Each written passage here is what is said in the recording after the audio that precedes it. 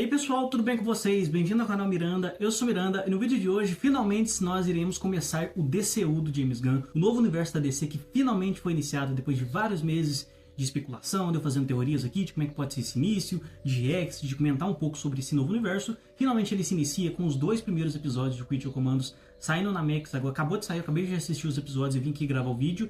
Eu pensei em fazer essa análise nos dois primeiros episódios de uma vez, só que pelo que eu vi aqui, pelo que eu escrevi aqui, vai ficar um pouquinho grande, então eu resolvi dividir, fazer a análise do episódio 1, depois lançar a análise do episódio 2, para ficar um pouco mais explicado e eu não precisar correr e contar tudo de uma vez dos episódios e ficar um vídeo rushado, sabe? Eu quero fazer um vídeo bem completo, então eu vou fazer sobre o episódio 1 e o episódio 2, assim como eu fiz na série do Pinguim, que eu vou analisar episódio a episódio e ver como é que isso pode ser construído, o que eles podem fazer mais pra frente. Eu vou fazer também essa análise complementando tudo a cada episódio, sem precisar ficar correndo e fazer uma análise bem rápida e bem superficial de um episódio e tal. Eu quero fazer algo mais completo realmente, pra gente entender realmente o que pode funcionar e o que tá dando certo nessa série, sabe? Então vamos lá fazer essa análise do episódio 1 de Creature Commandos, primeira produção do universo DC. Mas antes de começar o vídeo, aquele recadinho sempre, galera, se vocês gostam do conteúdo aqui do canal, gostam de análise de filmes, análise de séries, vídeos comentando de cultura pop, não se esqueçam de se inscrever no canal, deixar um like no vídeo também que ajuda demais o canal, galera. Muito obrigado mesmo por estarem assistindo o vídeo. Então vamos lá, vamos analisar o primeiro episódio da série do Creature Commandos, primeira produção do novo universo DC. Desde que foi anunciado que Creature Commandos seria a primeira produção do novo universo DC, que seria o novo início do novo universo DC, começaria com uma animação feita para streaming, muitas pessoas ficaram um pouco com o pé atrás, mas a partir do momento que a série começou a ter novas notícias,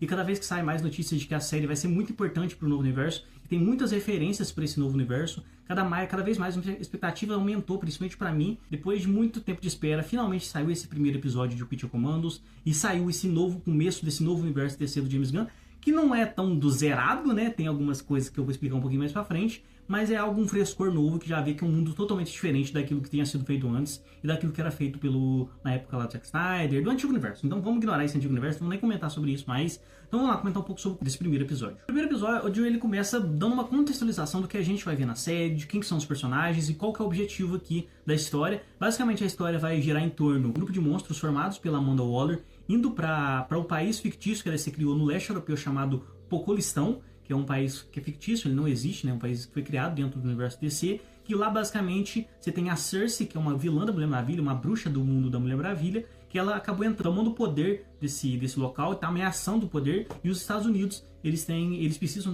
que a Amanda Waller utilize seus monstros, suas criaturas, para proteger o governo, para proteger quem manda nesse país, porque eles têm ligações muito fortes com esse país e com principalmente a questão de petróleo, questão econômica, eles têm ligações muito fortes com esse país, eles não podem deixar que uma bruxa tome o poder e seja algo totalmente diferente, sabe? Lá a gente já vê o início aqui, o universo das Amazonas, ele já existe, não é algo escondido, que ninguém sabe a existência deles, é algo que já existe, só que ainda é meio que uma lenda, sabe? Tem gente que acredita, tem gente que não acredita, e a gente vê a Cersei, ela tomou controle desse país através utilizando também alguns caras chamados Filhos de Temíscara, que são basicamente caras que querem entrar em Temíscara e ver o que tem lá. Só isso, sabe? Basicamente isso. Tem inclusive uma piada bem engraçada que eles fazem ali, pra quem acompanhou a série sabe, não vou citar aqui, mas pra quem acompanhou a série sabe quão divertida ela é e a gente sabe qual foi o público-alvo dessa piada. Então é muito legal, é muito interessante mesmo.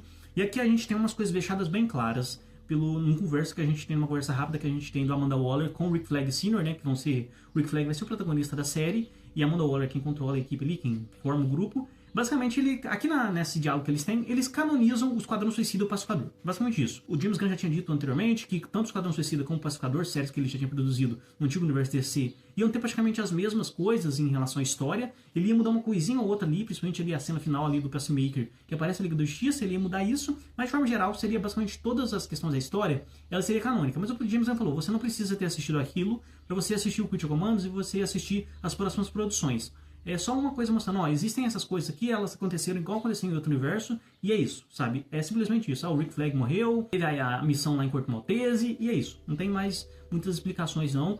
Tem algumas pequenas ligações, o James Gunn já tinha falado que seria isso, e pra mim deixou bem claro e tal. E não é algo nada muito confuso, não. É o seguinte, galera, o que aconteceu no passado a gente vai citar, se for o que a gente citar, é canônico, se não for a gente não citar, não é canônico. Só isso. E você não precisa assistir para você assistir essa produção. Aqui a gente consegue já dar uma contextualização do que aconteceu no passado, sabe? Então ficou bom e ficou bem claro para mim, na minha visão. E a gente também descobre que a Cersei basicamente prometeu para esses caras lá, os caras para ajudar elas a invadir esse Pocolistão, nesse país. E ó, seguinte, se vocês me ajudarem a tomar o poder daquele país, eu vou ajudar vocês a entrar em Temícera. Ela meio que foi jogada para fora de Temícera, exilada de Temícera. E se eu conseguir o desse país, eu vou ajudar vocês a entrar em Temícera, que é o que vocês mais querem, sabe? Isso é bem interessante, bem legal. E também é falado, né, também citando fatos lá do Peacemaker, do Esquadrão Suicida, que a Amanda Waller tá proibida de usar, depois que ela foi exposta no final de Peacemaker pela filha dela, ela tá exposta, ela tá proibida pelo governo utilizar seres humanos para participar dessas missões. Então ela descobriu uma brecha nessa lei que ela foi imposta para ela, que ela não pode usar humanos, mas não quer dizer que ela não pode usar criaturas, né? Então ela forma uma equipe de criaturas que vai ser liberada pelo Rick Flag Sr. E basicamente essas criaturas a gente tem 5 membros, que a gente tem a noiva, que é a noiva de Frankenstein, né? A gente tem o Dr. Fósforos, que é um vilão do Batman, que é um cara que pega fogo, basicamente, né? Um cara que energiza a radioatividade. A gente tem o Weasel Neodonin, que a gente viu lá no Esquadrão Suicida, que ele acabou sobrevivendo. Inclusive, eles falam que ele sobrevive no final do Esquadrão Suicida. A gente tem a Nina Mazursky, que é uma mulher anfíbio, basicamente. E a gente tem o G.I. Robot, né? Que é um robô que foi criado na Segunda Guerra Mundial para matar nazis, né? E o único objetivo da vida dele é isso, é matar nazis, e é isso. Esse é o objetivo, o grande objetivo da vida do G.I. Robot, é esse. Ele fala o tempo todo isso, é bem legal, bem interessante. E depois disso aí eles vão pra missão, né? E a gente tem uma cena bem legal que eu acho que aí é o James Gunn, ele é mestre nisso, que é refazer a relação entre a interação entre os personagens, que é uma interação bem brusca, mas ao mesmo tempo eles começam a se apegar um ao outro, mas isso vai demorar um bom tempo ainda pra acontecer.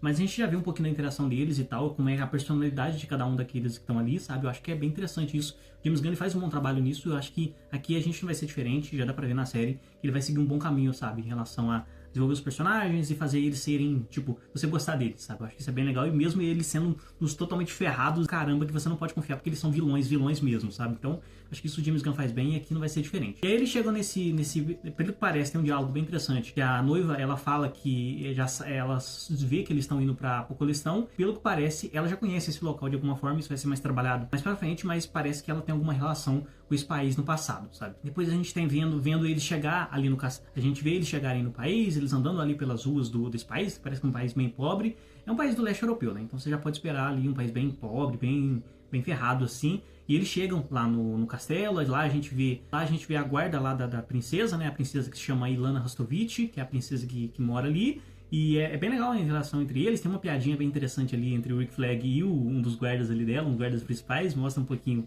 quem são eles como personagens. E depois a gente tem uma cena do jantar, que eles comem algumas coisas ali, vê que eles são criaturas realmente, eles só comem comida de prisão, e ali eles estão comendo algo novo, diferente, bem legal. Tem um diálogo entre a Ilana e o Rick Flag, e aí fica imposto uma coisa que é bem trabalhada mais pra frente, que a Ilana, ela tem uma admiração muito estranha, muito grande, muito estranha pelo Rick Flag, por algum motivo. Eu não sei se eles vão trabalhar isso mais pra frente, e isso vai ser desenvolvido mais pra frente logo em seguida, mas ela tem uma admiração muito grande pelo Rick Flag e muito estranha, sabe? Muito estranha, não sei se isso é algo que eles vão trabalhar na série ou é algo natural mesmo, mas é muito estranho que essa relação entre esses dois personagens, muito estranha mesmo, sabe? E aí depois a gente tem uma cena ali, tá mais uma conversa entre eles ali fora, depois do jantar e tal, a gente vê o Weasel brincando ali, o Weasel é bem, cara, o Weasel, ele é um monstro, uma criatura horrorosa, mas ao mesmo tempo ele é fofo, ele é bem fofo, e a gente vê um pouquinho, e aí tem mais um diálogo entre o Rick Flag, e a gente vê um pouquinho do Rick Flag que ele sente muita falta do filho dele, que o filho dele ele considerava muito melhor do que ele e tal, ele tá meio que substituindo o filho dele agora, e aí a gente vê realmente mais de novo a Ilana se jogando pra cima do Rick Flag, e aí a gente tem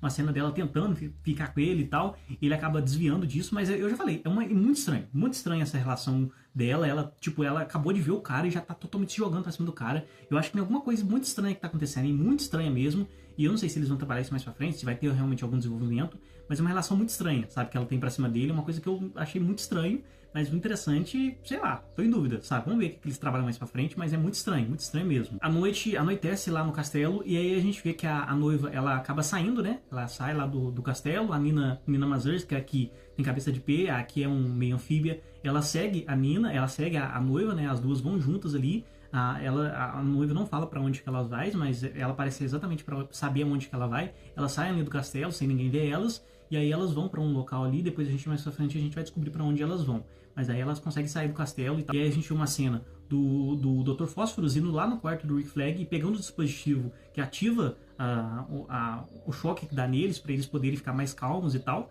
ele pegando esse dispositivo, e aí o Rick Flag acorda, E aí começa uma porradaria gigantesca entre o Rick Flag e o Phosphorus, né? Uma porradaria gigantesca realmente entre os dois ali. Uma cena, acho que muito legal. Acho que a cena, eu já falei, eu já vou adiantando aqui que gostei muito dessa animação 2D misturado com 3D. E tem cenas muito legais, cara, sendo muito interessante, mas mais voltado pro 2D mesmo. E as cenas de combate entre os dois personagens, eu acho que ficou muito legal, cara. Ficou muito interessante. Uma das coisas que eu mais gostei desse primeiro episódio é a cena de batalha, sabe? Um cara que é um ser humano normal lutando contra um ser que emite radioatividade e fogo, sabe? É muito legal, os poderes dele são mais legais. Eu acho que ele tem o potencial de fazer cenas de ação, o Phosphorus, que é muito legal, sabe? Que é muito, pode ficar muito interessante e se bem trabalhado pode ficar muito legal. E teve uma cena já que já mostra aqui que o potencial que esse cara tem, principalmente em cenas de ação. Eu gostei bastante e uma batalha bem ferrada. E aí o Rick Flag, depois que ele vence o Phosphorus, ele fala, cara, seguinte, eu não tô aqui pra torturar vocês. Eu só quero fazer essa missão e é isso. Eu não tô aqui pra destruir, acabar com vocês, nem nada assim. Eu não sou a Amanda Waller, mas eu só quero fazer a missão. Se você não me ajudar, não vai ter como, sabe? Não vai ter